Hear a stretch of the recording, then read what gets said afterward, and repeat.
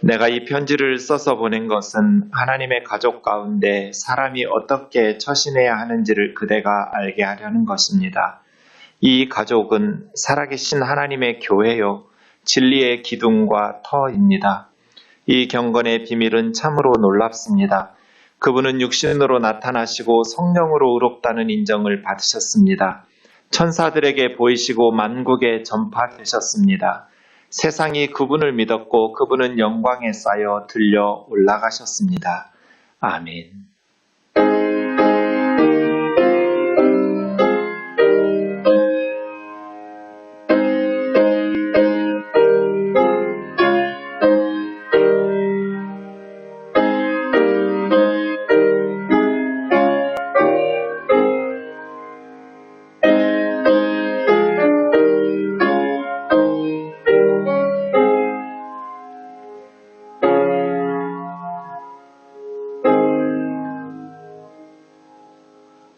사랑하는 하나님 아버지, 흩어져 예배하던 교우들이 함께 모여 예배할 수 있는 은혜를 베풀어 주셔서 감사합니다. 2년 전 생동과 뜨인돌이 하나 되어 주님의 은혜 가운데 여기까지 우리 교회를 인도해 주심도 감사합니다. 성령과 진리 안에서 참된 예배로 하나님께 영광을 돌리는 우면동 교회가 되게 하여 주옵소서. 교회의 머리가 되신 예수 그리스도 이름으로 기도하옵나이다. 아멘. 신앙 고백하겠습니다. 전능하사 천지를 만드신 하나님 아버지를 내가 믿사오며 그 외아들 우리 주 예수 그리스도를 믿사오니 이는 성령으로 잉태하사 동정녀 마리아에게 나시고 본디오 빌라도에게 고난을 받으사 십자가에 못 박혀 죽으시고 장사한 지 사흘 만에 죽은 자 가운데에서 다시 살아나시며 하늘에 오르사 전능하신 하나님 우편에 앉아 계시다가 저리로서 산자와 죽은 자를 심판하러 오시리라. 성령을 믿사오며 거룩한 공회와 성도가 서로 교통하는 것과 죄를 사하여 주시는 것과 몸이 다시 사는 것과 영원히 사는 것을 믿사옵나이다. 아멘. 거짓된 마음으로 하나님 앞에 바른 예배를 드릴 수는 없습니다. 회개 기도하겠습니다.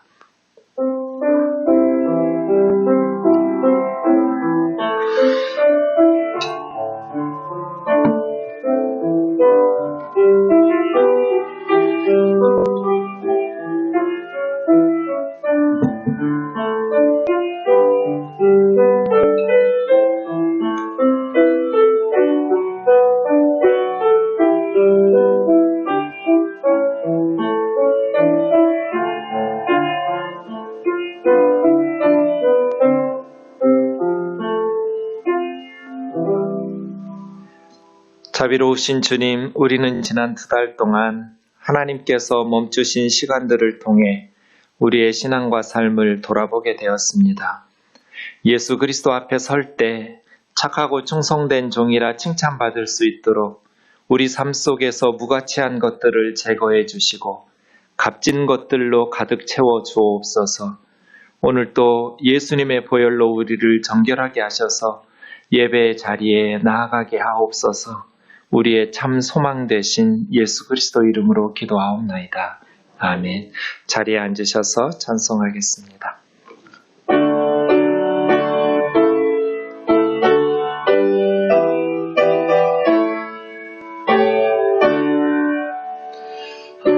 하늘에 가득 찬 영광의 하나님, 온 땅에 충만한 존귀하신 하나님, 생명과 빛으로 지혜와 본능으로 언제나 의리를 지키시는 하나님, 성부와 성자와 성령 삼위의 하나님, 우리 예배를 받아주시옵소서.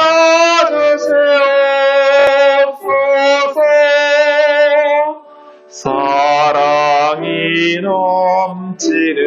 자비하신 하나님, 은혜가 풍성한 구원의 하나님, 참회의 심령에 평안을 되시옵고 죄악과 허물을 용서하여 주소서.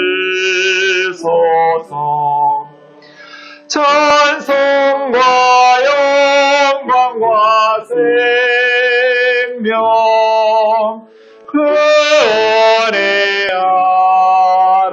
하나님, 우리 예배를 받아주시옵소서. 연약한 심령을 굳게 세워주시고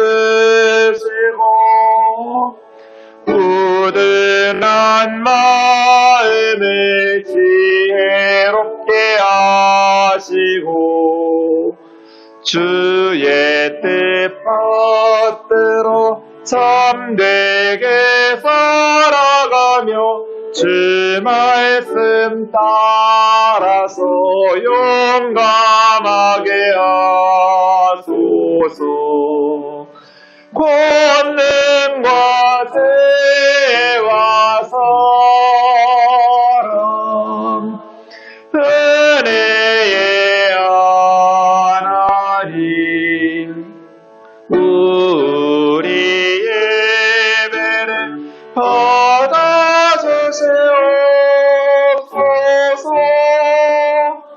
주 앞에 나올 때 우리 마음 기쁘고 그 말씀 힘내어 새 희망이 솟는다.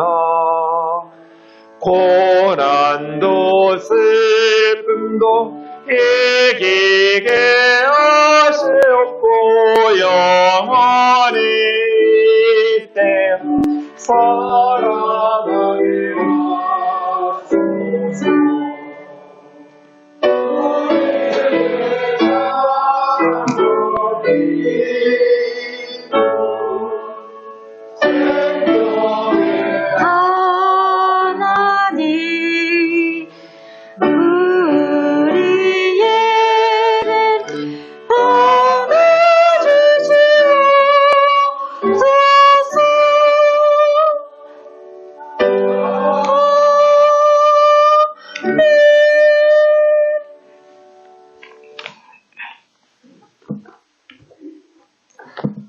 화창하고 아름다운 4월을 우리에게 허락하신 아버지께 감사드립니다.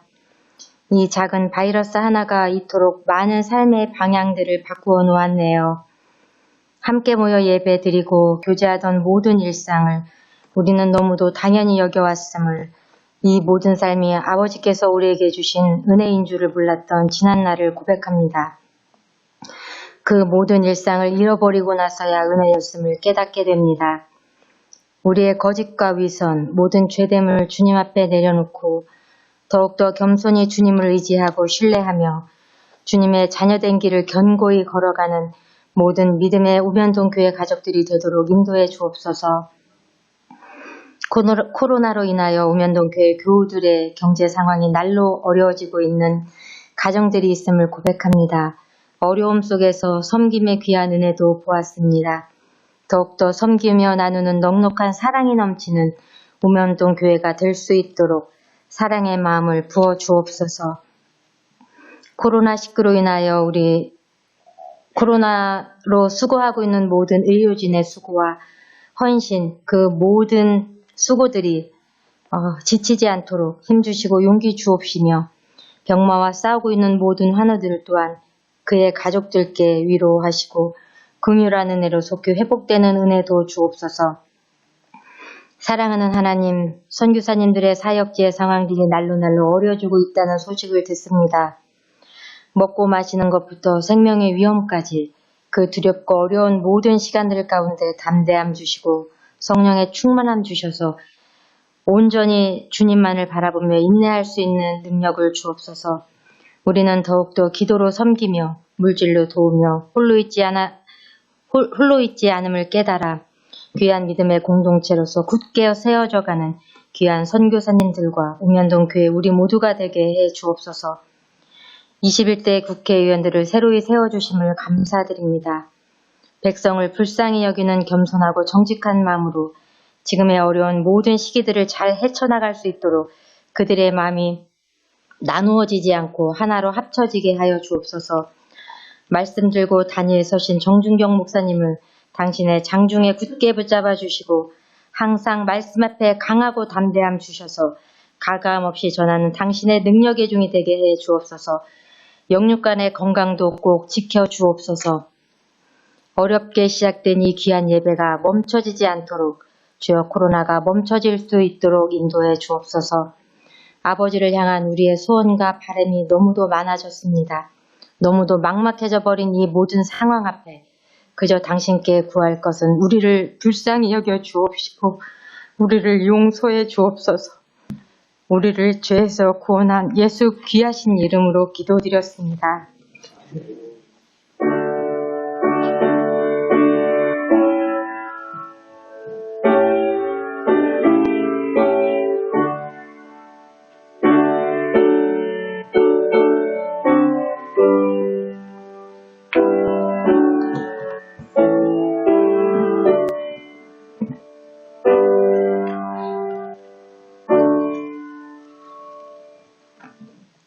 다 같이 일어나셔서 찬송가 435장으로 하나님 앞에 영광 돌리겠습니다.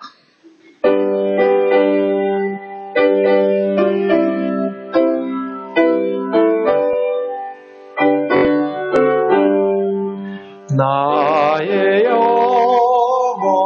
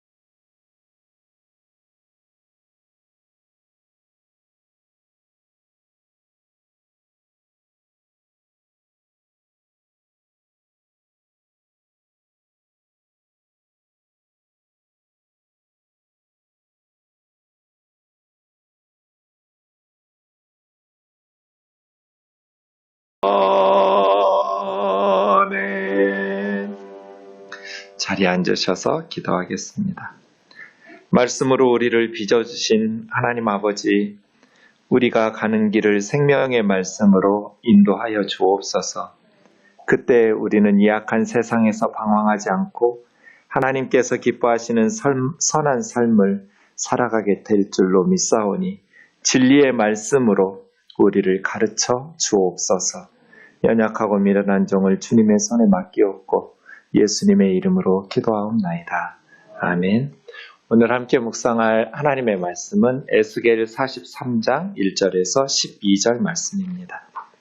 에스겔 43장 1절부터 12절 말씀까지 우리 한 절씩 교독하겠습니다. 그 후에 그가 나를 데리고 문에 이르니 곧 동쪽을 향한 문이라.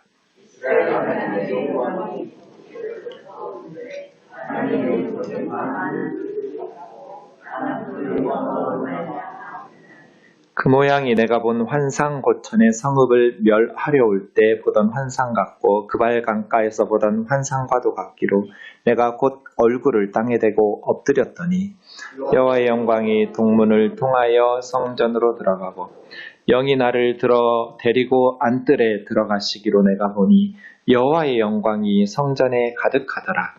성전에서 내게 말하는 말을 내가 듣고 있을 때 어떤 사람이 내 곁에 서 있더라. 그가 내게 이르시되 인자야 이는 내 보좌에 처소 내 발을 두는 처소 내가 이스라엘 족속 가운데 영원히 있을 곳이라. 이스라엘 족속 곧 그들과 그들의 왕들이 음행하며 그 죽은 왕들의 시체로 다시는 내 거룩한 이름을 더럽히지 아니하리라.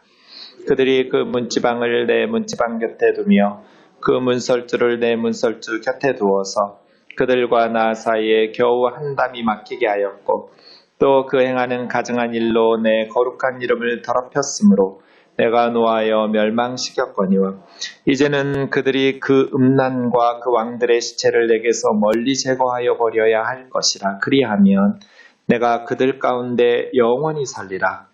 인자야 너는 이 성전을 이스라엘 족속에게 보여서 그들이 자기의 죄악을 부끄러워하고 그 형상을 측량하게 하라. 만일 그들이 자기들이 행한 모든 일을 부끄러워하거든 너는 이 성전의 제도와 구조와 그 출입하는 곳과 그 모든 형상을 보이며 또 그 모든 규례와 그 모든 법도와 그 모든 율례를 알게 하고 그 목전에 그것을 써서 그들로 그 모든 법도와 그 모든 규례를 지켜 행하게 하라. 성전의 법은 이러하니라. 산꼭대기 지점 주인은 지극히 거룩하니라. 성전의 법은 이러하니라. 아멘. 지난 8주 동안 코로나19 바이러스 때문에 우리가 온라인으로 예배를 드렸습니다. 2달 만에 교우님들과 함께 모여서 예배 드린다고 하니까 한 주간 막 가슴이 설레고 정말 많이 행복했습니다. 함께 모여서 예배하는 것이 이렇게 행복한 일이구나. 정말 말로 설명할 수 없을 만큼 설렘 한 주간이었습니다. 지난 주일부터 우리 에스겔서 말씀을 묵상하고 있습니다. 에스겔 선지자는 하나님께서 힘 주신다. 이름의 뜻이 그렇습니다. 정말 힘겨운 유다와 예루살렘이 멸망하는 시기에 사역했던 바벨론의 포로로 끌려가서 노예처럼 짐승처럼 그런 험악한 인생을 살았던 선지자였기 때문에 그의 이름처럼 하나님께서 힘 주시지 않았다면 에스겔은 그의 사명을 잘 감당하지 못했을 겁니다. 하나님께서 힘 주셔서 에스겔 선지자에게 맡겨주신 사명을 잘 감당할 수 있게 하신 것처럼 우리에게도 하나님께서 이 어려운 시기에 힘 주셔서 우리에게 맡겨주신 우리의 사명을 잘 감당할 수 있기를 주의 이름으로 축원합니다. 에스겔 선지자는 25살에 바벨론의 포로로 끌려갔습니다. 지금 이라크 땅인 그발 강가에 유대인 포로민들이 많이 정착했던 그 지역에서 에스겔이 생활하고 있던 5년 되던 30살에 하나님께서 선지자로 부르셨습니다. 기록상으로 보면 29장 17절에 22년 동안 52세까지 30세에서부터 52세까지 사역한 것이 기록으로 남아있고 그 이후에는 에스겔이 어떻게 살았는지에 대한 기록은 남아있지는 않습니다.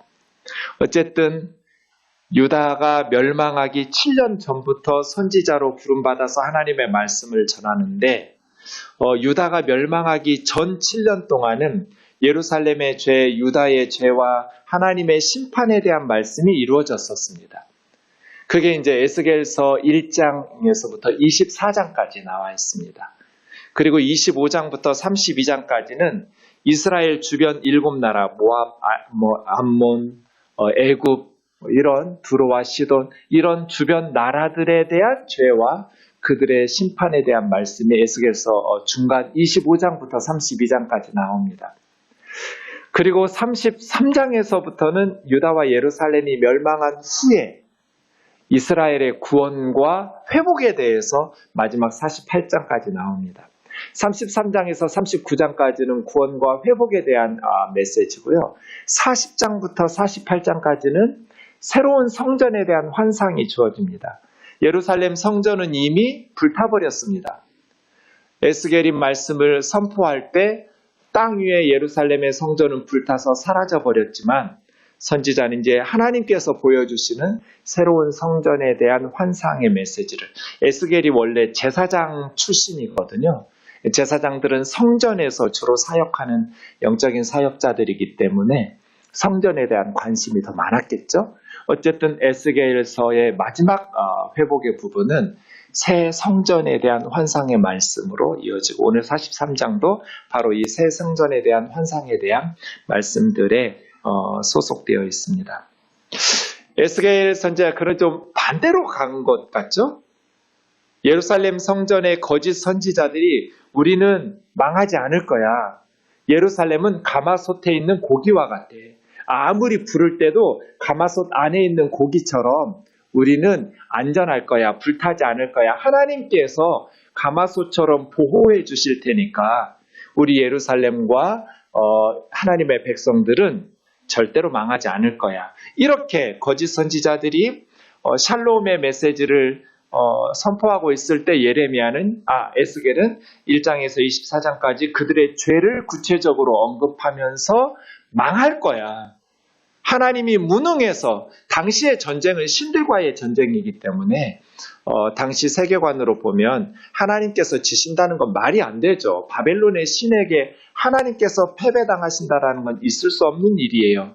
그럼에도 불구하고 에스겔은 하나님께서 무능하셔서가 아니라 바벨론의 군대를 끌어들이신 분이 하나님이시다. 우리의 죄에 대한 형벌, 예루살렘과 유다 백성들의 영적인 타락과 윤리적인 타락, 그들의 연약한 자들에 대한 억압과 착취, 그들의 죄에 대해서 하나님께서 바벨론의 군대를 도구 삼아서 심판하신 것이다 하면서 반대로 메시지를 선포했어요. 그리고 반대로 이제 33장에서부터는 나라가 멸망한 이후에는 예루살렘 사람들, 또 포로로 끌려왔던 그발강가의 유대 포로민들은 이제 우리는 소망이 없다. 이제 우리 나라는, 우리의 미래는 희망이 없다라고 절망하고 있을 때 반대로 에스겔은 이제 하나님께서 벌받고 난 사람들은 이제 벌을 다 받고 나면 용서가 되고 감옥에서 풀려나듯이 하나님께서 우리 민족, 우리 역사를 다시 회복시켜 주실 거라는 구원과 회복에 대한 메시지를 전해요. 그러니까 다른 선지자들하고 반대로 에스겔 선지자는 메시지를 전했다라는 것을 알 수 있습니다. 회복과 구원에 대해서. 아마 이 부분 중에 가장 유명한 것이 37장일 것 같아요. 에스겔 37장에 골짜기에 마른 뼈들이 가득한, 37장은 두 부분의 환상으로 이루어졌는데요. 1절에서 14절까지는 마른 뼈 환상, 그리고 15절에서 28절까지는 두 막대기를 에스겔 선지자 손에 들게 하는 막대기 환상, 이렇게 부릅니다. 이 마른 뼈, 2절에 보면 환상 중에 하나님께서 데리고 가신 곳에 에스겔이 서서 보니까 그 골짜기에 뼈들이 가득한데 그 뼈들이 심이 많을 뿐 아니라 아주 말랐어요. 그냥 뼈들이 말라 비틀어졌다라는 것은 오래전에 죽어서 더 이상 소생의 가능성이 없는 거잖아요. 죽은 지 얼마 안 된 시체도 살아나기는 어렵겠지만 어쨌든 이미 다 뼈들이 말라버렸기 때문에 아주 오래 전에 죽어버린. 그때 물으셔요. 하나님께서 에스겔 선지자에게, 인자야, 이 뼈들이 능히 살 수 있겠느냐? 여러분 같으면 뭐라 대답하실 것 같으세요? 마른 뼈들만 가득한데 이 뼈들이 다시 살아날 수 있겠냐고 물으시면 사실은 살 수 없죠. 그런데 하나님께서 물으시니까 하나님께서 물으시니까 하나님의 능력으로는, 인간적으로는 살릴 수 있는 방법은 없지만 하나님께서는 또 하실 수도 있고 하니까 이럴 때는 좋은 대답이 뭐예요? 주여와요 주께서 하시나이다. 이게 좋은 대답이거든요. 뭐 살린다 못 살린다 아는 척할 필요가 없어요. 주님이 아십니다. 그랬더니 하나님께서 마른 뼈들에게 생기를 불어넣어서 큰 군대로 일으키시는 환상. 이 환상에 대한 해설이 11절인데요. 이 뼈들은 이스라엘 족속이다.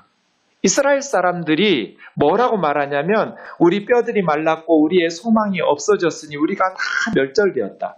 이게 이제 예루살렘 성전이 불타고 바벨론에게 나라가 멸망한 후에 이스라엘 사람들이 하는 말이죠. 우리는 다 멸절되었고 우리에게는 소망이 없다.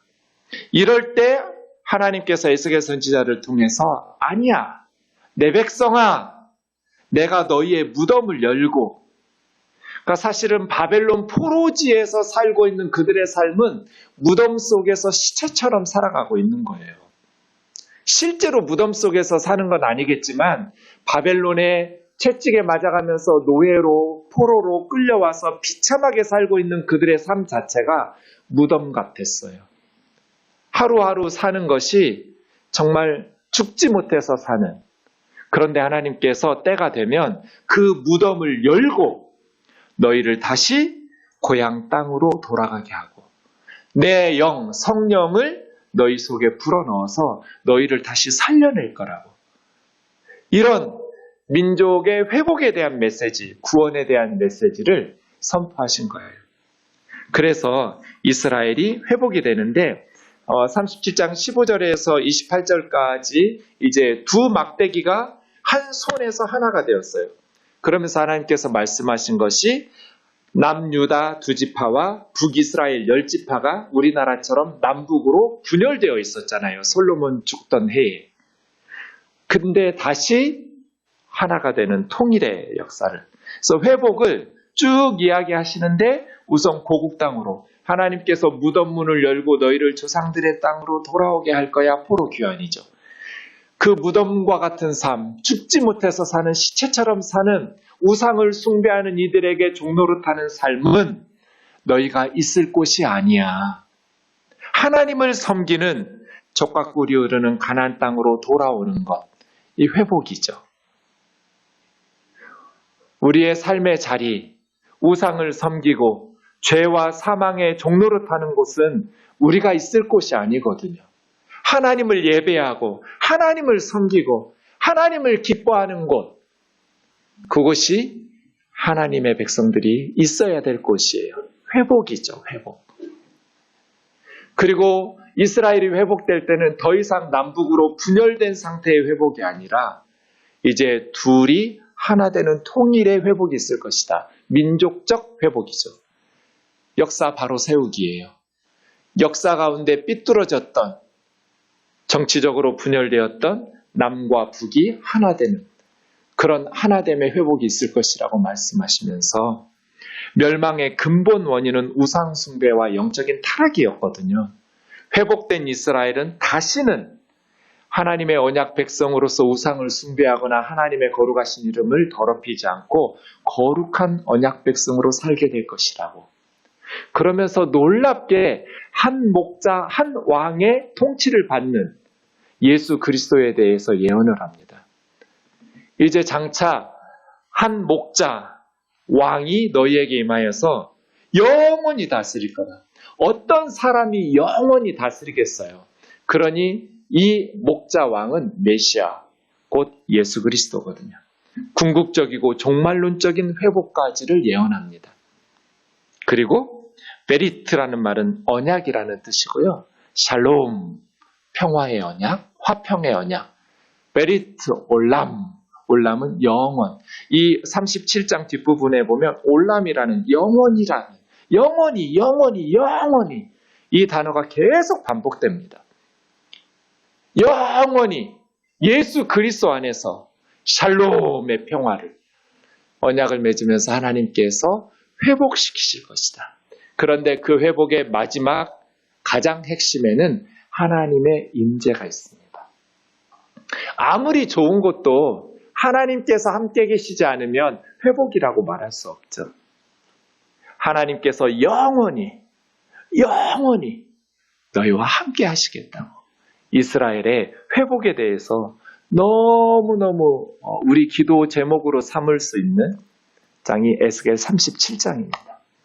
그런 회복에 대한 약속을 에스겔을 통해서 약속하십니다. 이것이 에스겔서 후반부입니다. 멸망 후에 포로지의 유대인들은 우리에게는 희망이 없다. 우리는 마른 뼈와 같아서 우리는 완전히 멸절당했다. 더 이상 우리 민족은 희망이 없다라고 절망 가운데 낙담하고 있을 때 하나님께서는 에스겔을 통해서 내 백성아, 내가 너희 무덤을 열고 거기서 나와 너희 조상들의 땅으로 돌아가게 할 거라고. 성령을 빛처럼 쏟아부어서 너희 속에 생기를 불어넣고 다시 너희를 일으켜 세울 거라고. 내가 할 거라고 하나님께서 그렇게 회복을 약속하십니다. 질문이 생깁니다. 하나님께서 이스라엘을 회복하시는 이유는 뭘까요? 왜 하나님께서 하나님의 백성들을 회복시키시려고 하실까요? 그 이유를 아는 것이 우리에게 도움이 됩니다. 바벨론 포로지에서 이스라엘 백성들이 거룩하고 착해졌나요? 회개하면서? 그들이 더 하나님 앞에서 경건한 삶으로 회개하면서 살게 되었나요? 에스겔은 그렇게 말하지 않습니다. 하나님께서 하나님의 백성들을 구원하시고 회복시키려는 이유가 이스라엘 백성들이 달라졌기 때문이 아니에요. 만약에 이스라엘 백성들이 달라졌기 때문에 하나님께서 절망 가운데 허덕이고 있는 그들을 구원하시고 회복하시려고 했다면 우리에게는 조금 부담스럽죠. 내가 달라져야 하나님께서 내 삶을 회복시키실 거라고 생각할 테니까요. 그런데 에스겔서에 보면 하나님께서 하나님의 백성을 회복시키시는 이유가 두 가지입니다. 에스겔 선지자가 말하는 하나님의 백성들을 회복시키시려는 하나님의 이유는 두 가지. 첫 번째, 우리 39장 25절 읽어보겠습니다. 시작. 주 여호와께서 이같이 말씀하셨느니라. 내가 이제 내 거룩한 이름을 위하여 열심을 내어 야곱의 사로잡힌 자를 돌아오게 하며 이스라엘 온 족속에게 사랑을 베풀지라. 이게 두 가지예요. 야곱의 사로잡힌 자를 열방에서 돌아오게 하는, 이스라엘을 회복시키고 구원하시는 이유가, 첫 번째 이유는 이스라엘 백성들이 더럽혔던 하나님의 거룩하신 이름을 위하여. 그러니까 이스라엘이 착해져서가 아니에요. 하나님은 하나님의 더럽혀진 거룩하신 이름 때문에 질투하시고 열심을 내시면서 이스라엘을 회복시키신다는 것. 그리스도인들이 하나님 앞에 어리석게 살아서 하나님의 징계를 받으면 믿지 않는 세상 사람들에게 하나님의 거룩하신 이름이 더럽혀져요. 교회 다니는 사람들이 저런다고, 하나님 믿는 사람들이 못된 짓 한다고, 유다와 예루살렘 사람들이 범죄하고 하나님의 징계로 바벨론의 군대에 멸망할 때 이방 나라 사람들에게 하나님의 거룩하신 이름이 더럽혀졌어요. 이스라엘의 신은 참 무능하구나. 이스라엘의 여호와 하나님이라는 분은 바벨론의 신보다도 무능한 그런 신이었구나. 하나님의 거룩하신 이름이 더럽혀졌어요. 하나님은 하나님의 거룩하신 이름을 위해서 사로잡힌 자들을 돌아오게 하신대요. 이게 첫 번째예요. 에스겔 36장 21절 말씀 보시면, 그러나 이스라엘 족속이 들어간 그 여러 나라에서 더럽힌 내 거룩한 이름을 내가 아꼈노라. 하나님은 하나님의 더럽혀진 이스라엘 백성들의 죄 때문에 더럽혀진 하나님의 거룩하신 이름을 아꼈노라. 아꼈다라는 하말이라는 말은 아끼다, 절약하다 이런 뜻도 있지만 불쌍히 여기다, 긍휼히 여기다, 지극한 애정을 가지고 소중하게 여기다. 하나님은 하나님의 이름을 소중하게 여기시는 거예요. 그래서 주님께서 가르쳐 주신 첫 번째 기도 제목이 하늘에 계신 우리 아버지여 이름이 거룩히 여김을 받으시오며잖아요. 하나님은 하나님의 거룩하신 이름을 아꼈다는 거예요. 여러분, 여러분의 이름을 어떻게 여기세요? 제가 말씀 읽으면서 정준경 내 이름을 나는 아끼고 있나? 이런 생각, 좀 그런 생각 해본 적 없거든요. 내 이름을 아낀다. 하나님은 하나님의 이름을 아끼신다. 이게 무슨 뜻이겠어요? 하나님은 하나님 자신을 소중하게 여기신다는 거예요. 그러고 보면 레위기 19장 18절 예수님께서 사랑의 이중계명으로 인용하신 이 말씀에도 보면 내 이웃 사랑하기를 내 자신과 같이 사랑하라고. 이 말씀에 의하면 이웃을 사랑하려면 나 자신을 사랑할 수 있어야 돼요. 자신의 삶을 소중히 여기지 않는데 어떻게 이웃의 삶을 소중히 여길 수 있겠어요? 자신의 인생을 무가치하게 여기기 때문에 다른 사람을 함부로 하는 거죠. 이웃을 사랑하기 위해서 자기를 무가치하게 여기라는 뜻이 아니에요.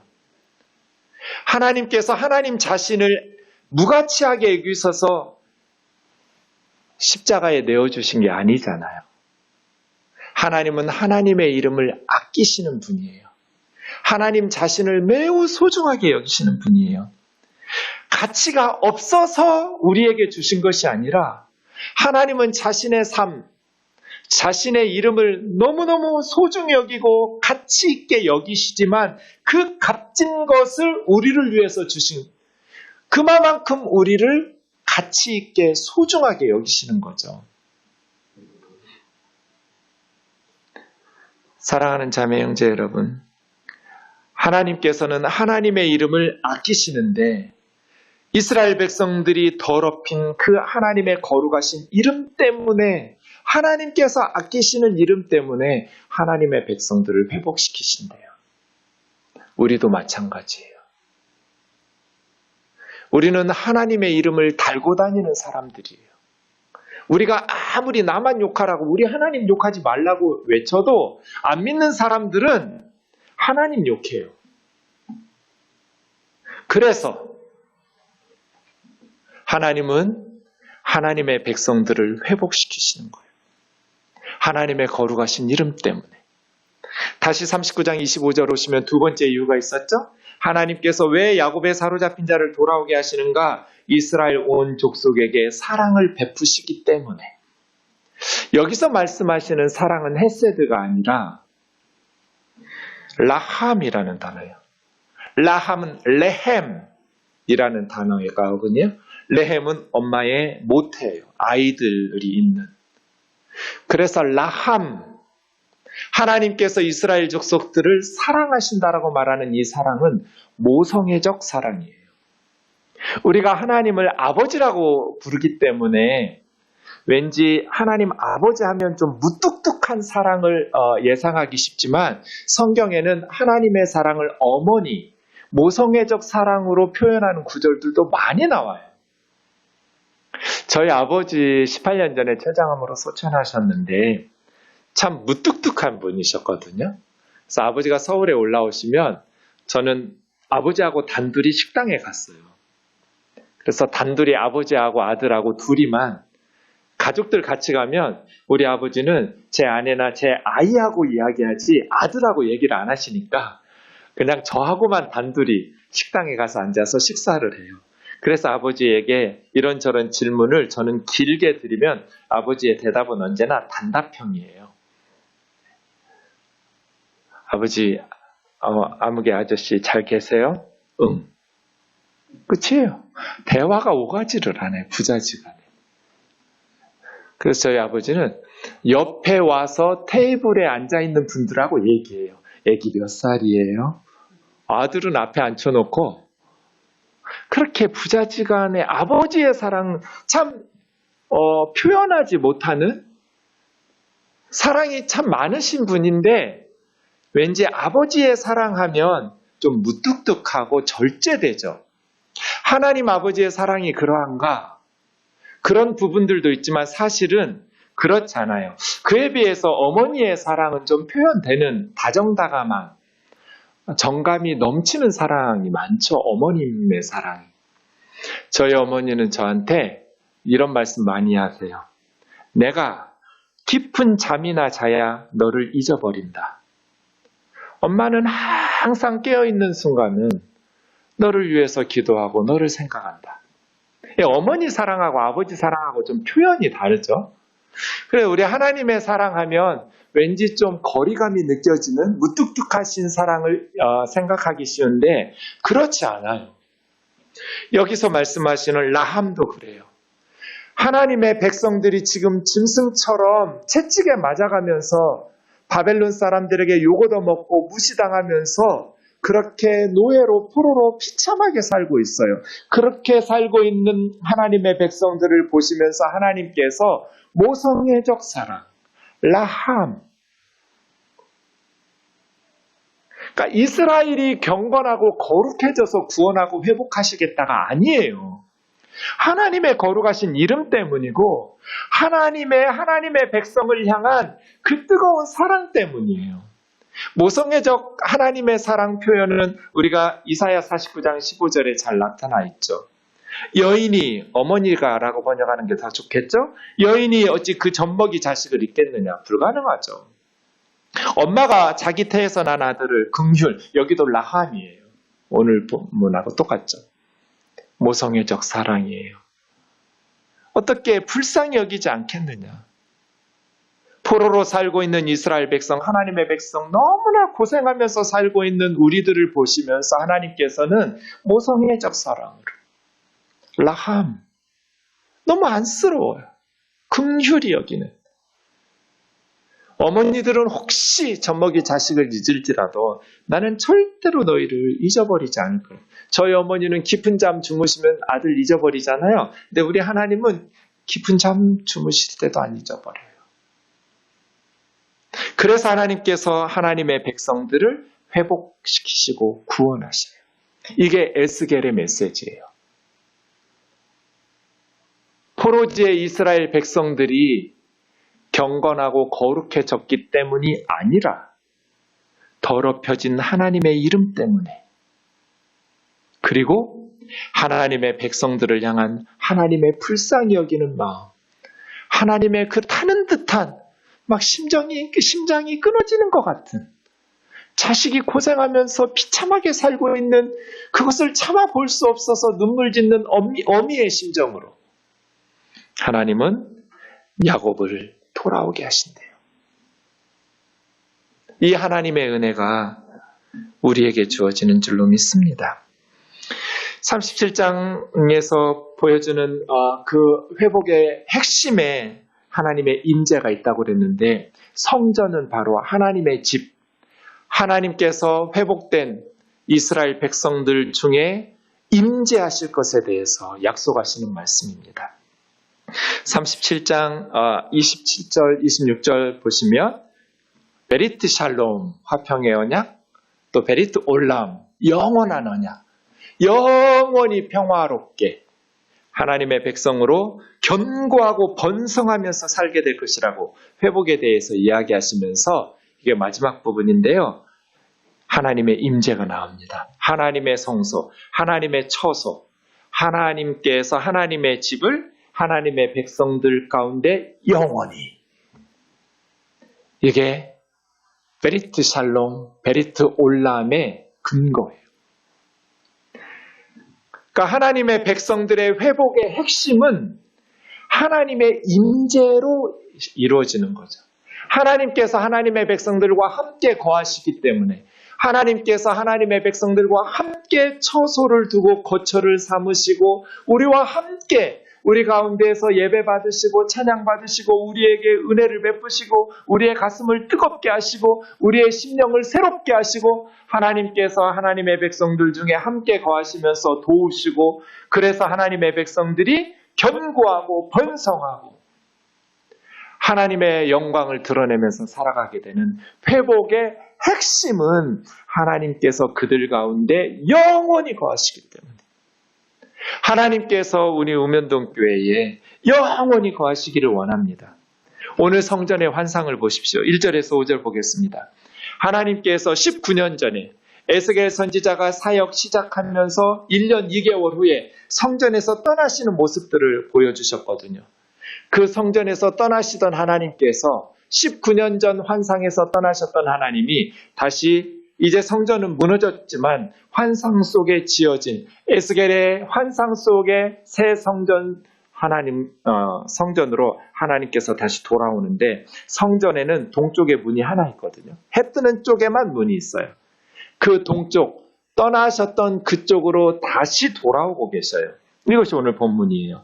이스라엘 하나님의 영광이 불기둥, 구름기둥과 같은 하나님의 임재의 상징, 하나님의 영광이 다시 동쪽에서부터 성전으로 들어오고 계셔요. 그래서 3절에 내가 처음에 성읍을 멸하실 때 하나님께서 예루살렘 성전 떠나시고 멸망할 때 보던 또 처음 환상과 계시를 받으면서 선지자로 부름을 받았던 이라크의 그발 강가에서 보았던 하나님의 형상과도 같았는데 그 여호와의 영광이 동쪽 문을 향해서 성전 안으로 들어가더라. 하나님의 임재죠. 그래서 5절 여호와의 영광이 성전에 가득. 우리 우면동 교회 예배당에 여호와의 영광이 가득하기를 원합니다. 여러분의 가정에, 저희 가정에 여호와의 영광이 가득하기를 원합니다. 우리 대한민국의 이 땅에 여호와의 영광이 가득하기를 원합니다. 하나님의 영광이 성전에 가득. 너무 벅찬. 나라 망했어요. 성전은 불탔어요. 그런데 에스겔은 이런 환상의 메시지를 전하기 시작했어요. 우리 고향에 다시 하나님의 성전이 세워질 것이다. 하나님의 성전이 다시 지어질 것이고 하나님의 영광이 그 성전에 가득할 것이다. 저는 지난 8주 동안 성도님들 안 계신 곳에서 혼자 설교하는 게 이렇게 힘들구나. 여러분에게 시켜볼 수만 있으면 한번 경험해보게 하고 싶은, 정말 죽는 줄 알았어요. 너무 힘들었어요. 빈 예배당에서 혼자 설교하는 거, 혼자 예배 드리는 거 너무너무 힘들었어요. 그런데 이 말씀 묵상하면서 성도들이 아무리 사람들로 예배당이 가득하다 할지라도 하나님의 영광이 성전에 가득하지 않다면 얼마나 우리는 힘든 삶을 살아가게 될 것인가. 정말 우리가 사모해야 될 것이 하나님의 영광이구나. 성도들로 가득한 성전 예배당보다 더 사모해야 될 것이 하나님의 영광으로 가득한 성전이구나. 하나님의 영광으로 가득 찬 성전. 하나님의 임재로 충만한 교회가 되기를 사모하면서 기도하기를 원합니다. 하나님 우리가 찬양할 때, 하나님 우리가 예배할 때, 하나님 우리가 하나님 앞에 나올 때 하나님의 임재로 충만하게 하옵소서.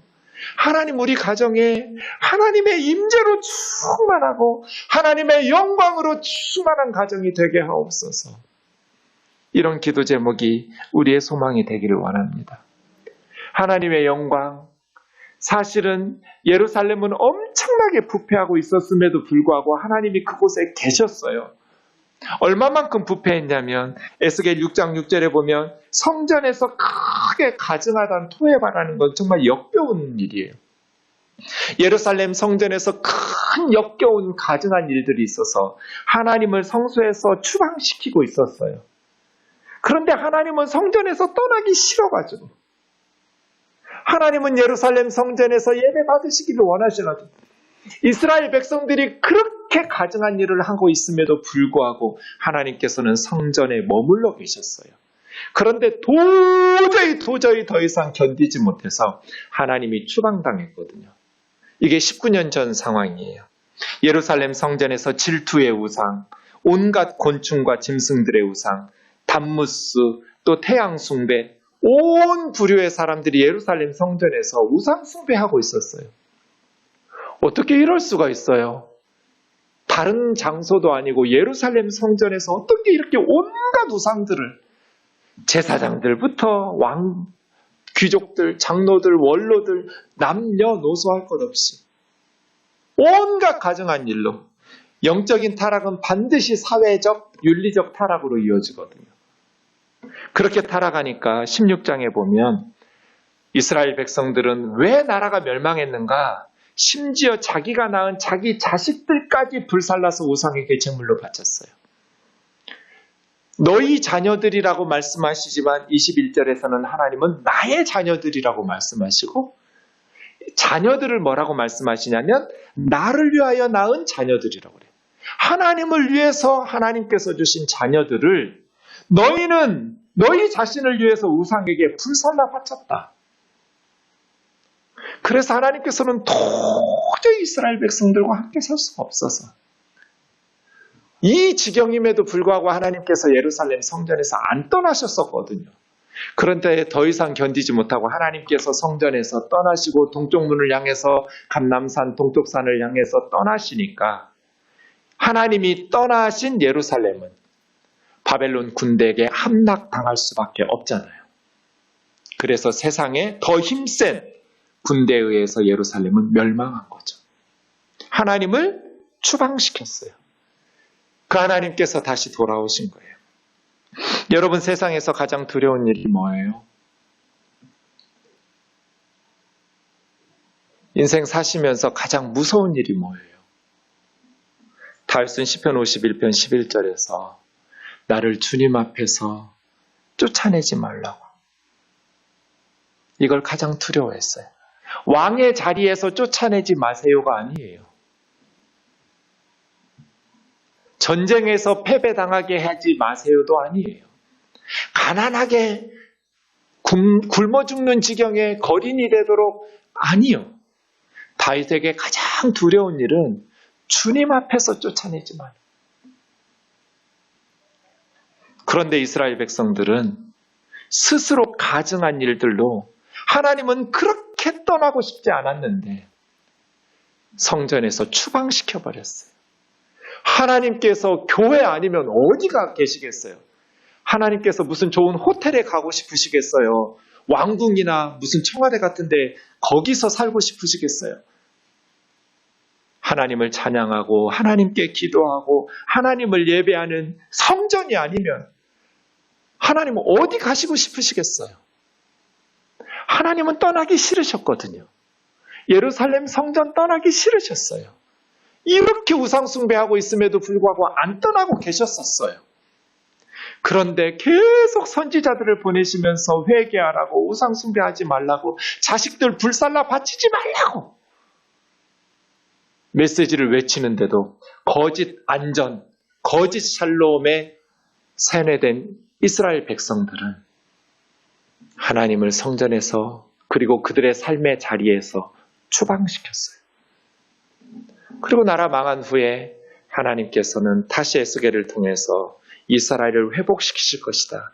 더럽혀진 내 이름 때문에, 그리고 너희 고생하면서 사는 게 너무 불쌍하고 내 너희를 향한 사랑 때문에, 그 회복을 말씀하시면서 다시 하나님의 영광으로 충만한 성전, 하나님의 임재로 충만한 하나님의 백성들의 환상을 보여주신 것이죠.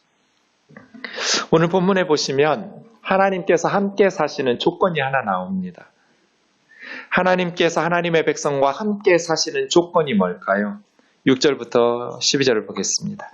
성전에서 내가 하는 말을 듣고 있을 때 하나님의 보좌, 하나님의 발을 두는 처소, 성전은 하나님의 집이죠.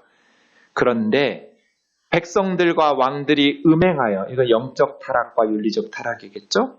그리고 죽은 왕들의 시체로 성전을 죽은 왕들의 시신의 무덤으로 삼는 거죠.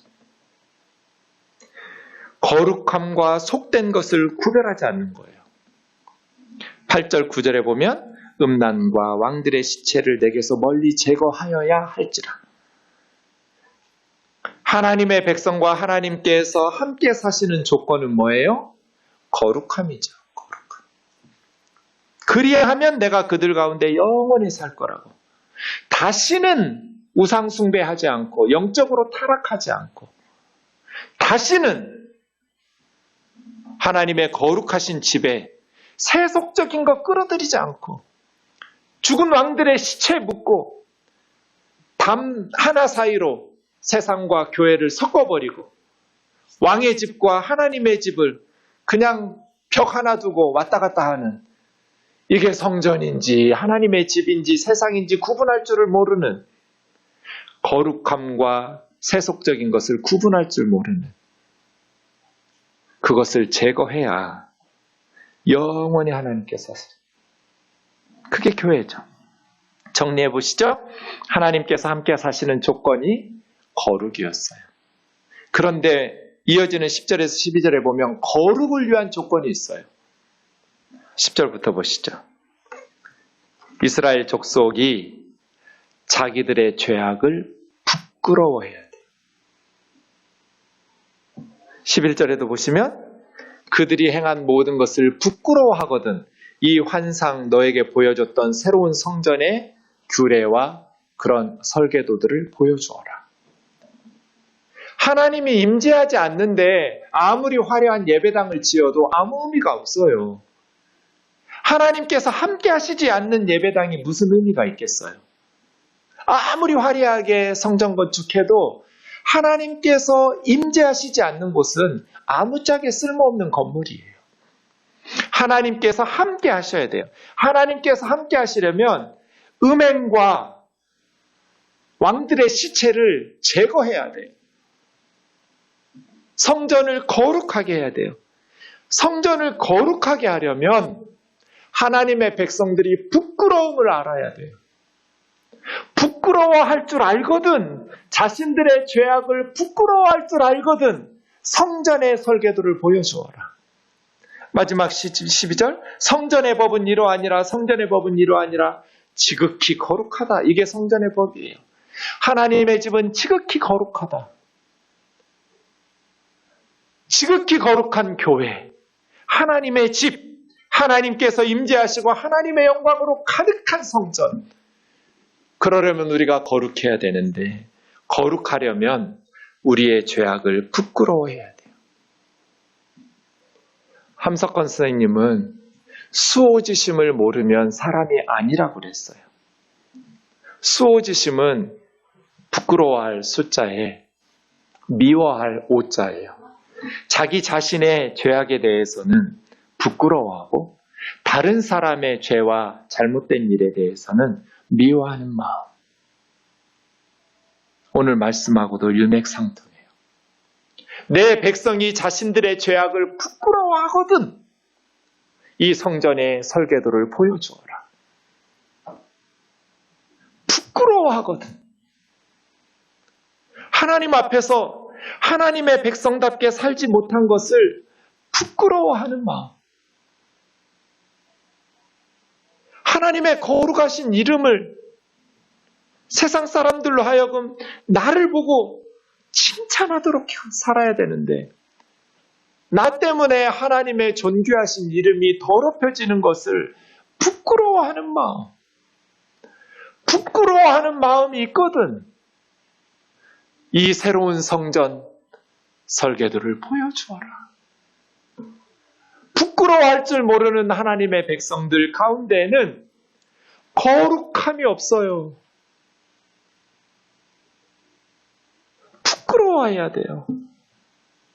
우리의 모습은 어떻습니까? 저는 청년부 전도사로 사역을 시작해서 오랫동안 청년들과 함께 교회를 섬겼습니다. 시간이 지나면서 다 그런 건 아니고 청년들마다 개인적인 차이가 있는데, 대체적으로 시간이 흐를수록 요즘 젊은이들이 자기중심적이고 이기적이에요. 제가 처음 사역을 시작할 때는 청년들이 그러지 않았었던 것 같아요. 물론 개인 차는 있었지만 많은 청년들이 수호지심을 알았어요. 그런데 갈수록 뻔뻔해진다. 갈수록 자기중심적이고 이기적으로 자신들이 해야 될 책임과 의무, 다른 사람에 대한 배려는 없고 자기가 찾아야 될 이익과 특권, 권리만 주장하는 그런 젊은이들이 되어져 가는 것 같아요.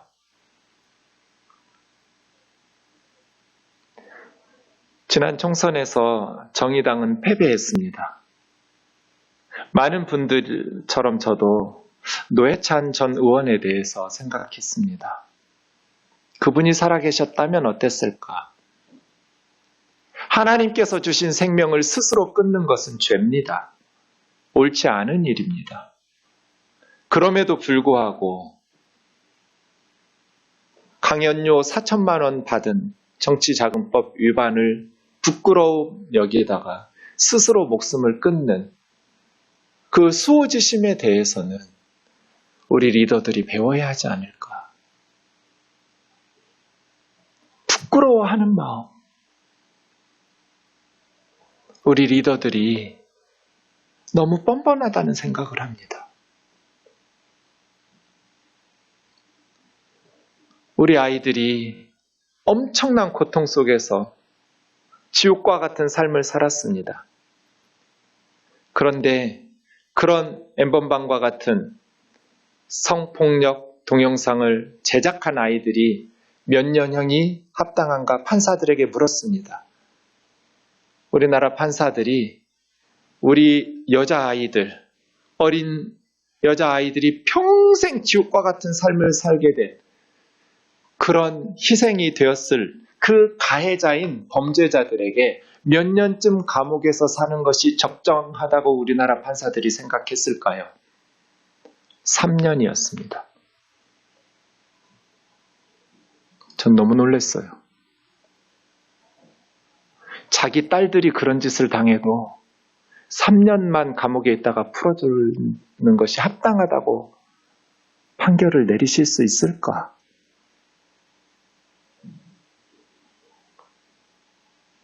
연약한 자들의 희생과 눈물과 죽음에 대해서 무감각한 사회는 어떻게 하나님께서 그 가운데 임재하실 수 있겠어요?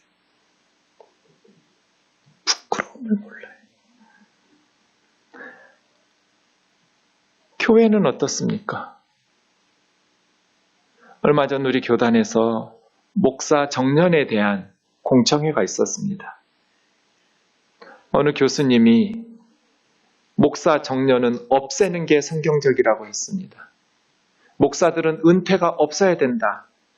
본인이 그만두기 전까지는 계속 교회에서 담임 목사직을 수행하도록 해야 된다.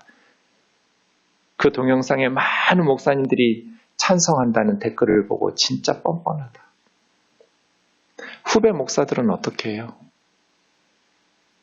부끄러운 줄을 몰라요.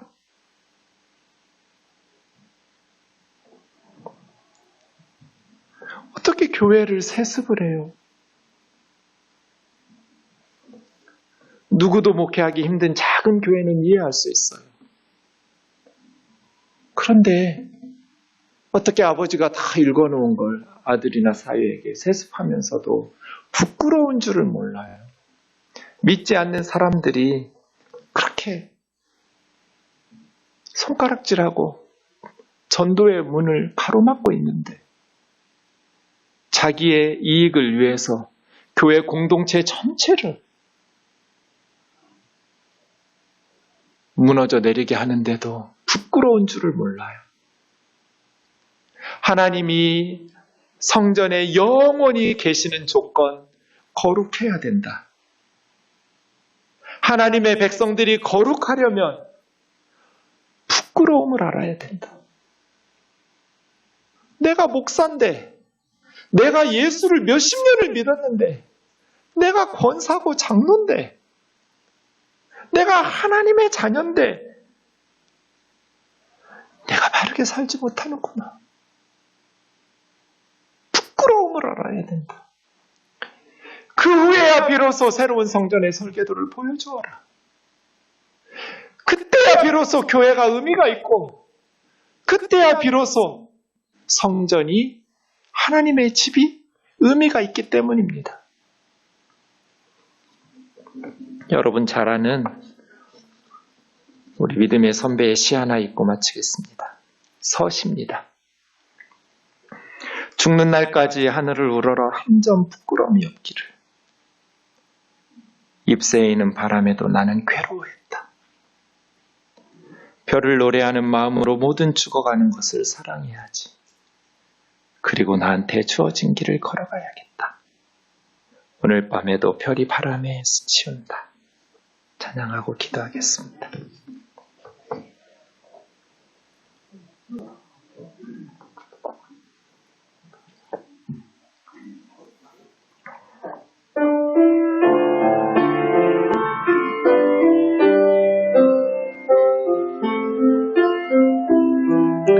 주께 엎드려 경배드립니다. 주 계신 곳엔 기쁨 가득. 무엇과도 늙을 와도 바꿀 수 없네. 예배드림이 기쁨 됩니다. 형제님들만요. 주께 엎드려 경배드립니다. 주 계신 곳엔 기쁨 가득. 무엇과도 늙을 와도 바꿀 수 없네. 예배드림이 기쁨 됩니다. 자매님들이여, 주께 엎드려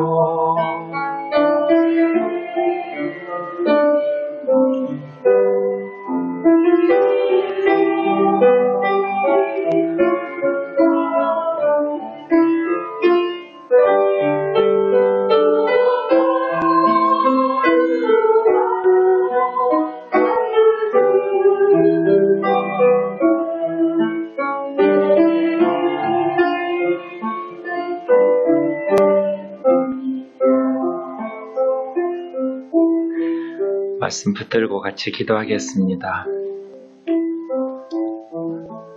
하나님께서 우리 가운데 충만하게 임재하시도록, 하나님께서 내 삶에 충만하게 임재하시도록, 우리가 거룩해서가 아니라 우리를 사랑하셔서 하나님의 거룩하신 이름 때문에, 그런데 우리 마음에는 부끄러움을 아는, 부끄러운 줄 아는 늘 하나님 앞에 수호지심을 가지고 그렇게 살아가도록 같이 기도하겠습니다. 사랑하는 하나님 아버지, 우리가 거룩해서가 아닙니다.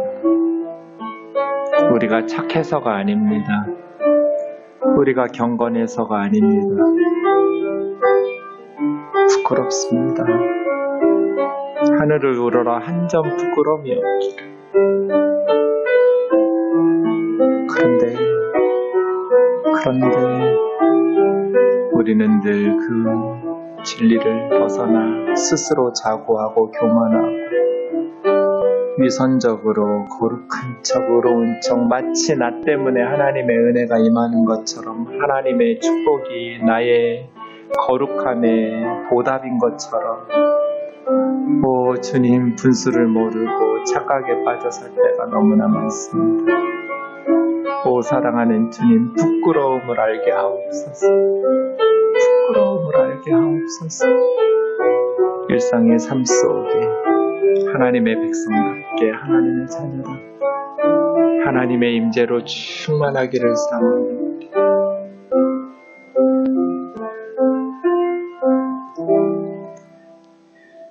하나님, 우리의 삶 속에, 우리 가정과 우리 교회 안에 주님의 임재로 가득하게 하옵소서.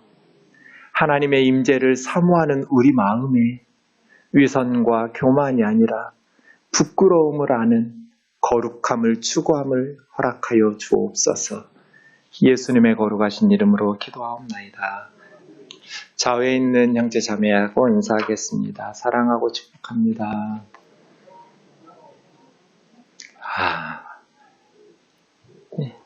오늘 우리 교회 합병 기념주일입니다. 4월 마지막 주. 만 2년 동안 하나님께서 우리 교회를 여기까지 인도해 주신 은혜를 감사합니다.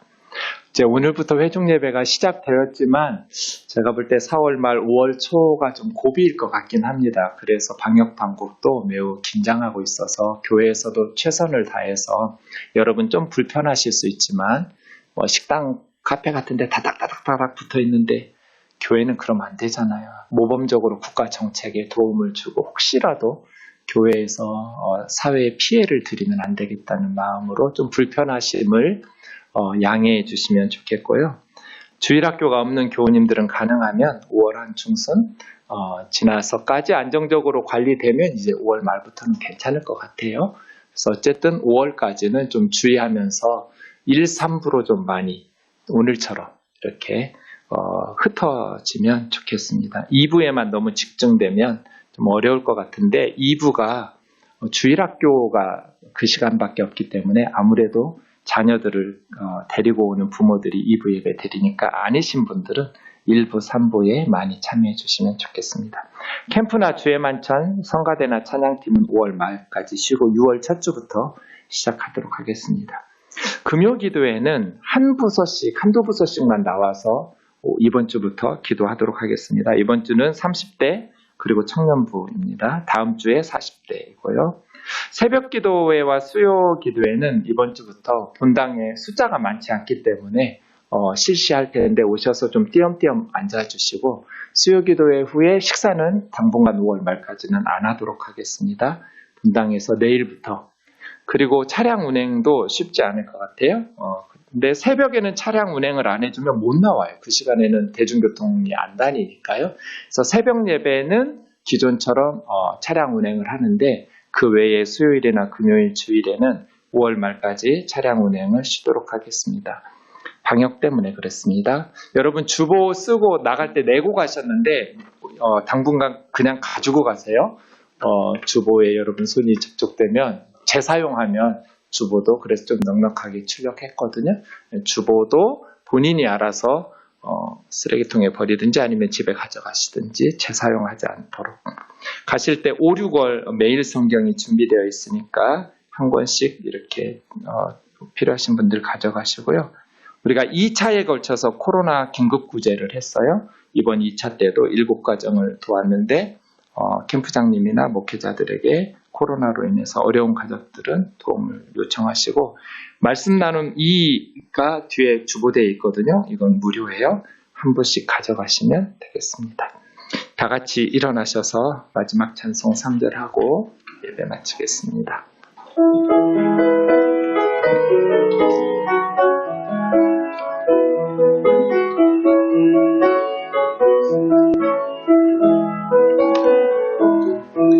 주께서 밝히신 작은 촛불이 어둠을 헤치고 타오르네. 그 빛에 우리 모두 하나 되어 온 우리에 비추게 하소서. 그 선한 힘이 우리 감싸시니 믿음으로 일어날 기대하네. 주 언제나 우리와 함께 계셔 하루 또 하루가 늘새로. 하나님 아버지, 귀한 예물을 드린 손길들, 또 드리지 못한 손길들, 하나님께서 복을 주셔서 이 어려운 시기들을 잘 이겨내게 하시고 힘겨울수록 서로 돌아보아 어려움 가운데 처한 이웃들을 일으켜 세울 수 있도록 은혜를 베풀어 주시옵소서. 우리 우면동교회에 속한 모든 주의 자녀들, 하나님께서 늘 동행해 주시고 하나님께서 쫓아내지 마시고 하나님의 그 뜨거운 사랑 힘입어서 용기 있게 살아낼 수 있도록 승리케 하여 주시옵소서. 우리 구주 예수 그리스도의 크신 은혜와 하나님 우리 아버지의 놀라우신 사랑과 성령의 인도하시는 코이노니아가 오늘 또 에스겔을 통해서 절망 가운데 있는 그들에게 주셨던 희망의 메시지로 하나님의 진리 가운데 새 역사를 이루었던 것처럼 우리들도 무너져 내리는 한국교회를 다시 일으켜 세우고 하나님의 영광으로 충만하게 회복되기를 소망하는 희망의 역사를 일으키기를 소망하는 주의 백성들 위해 우리 조국 대한민국 위해 열방에 흩어진 선교사님들과 주의 자녀들 위해 이제로부터 영원까지 함께 계시기를 간절히 축원하옵나이다. 아멘.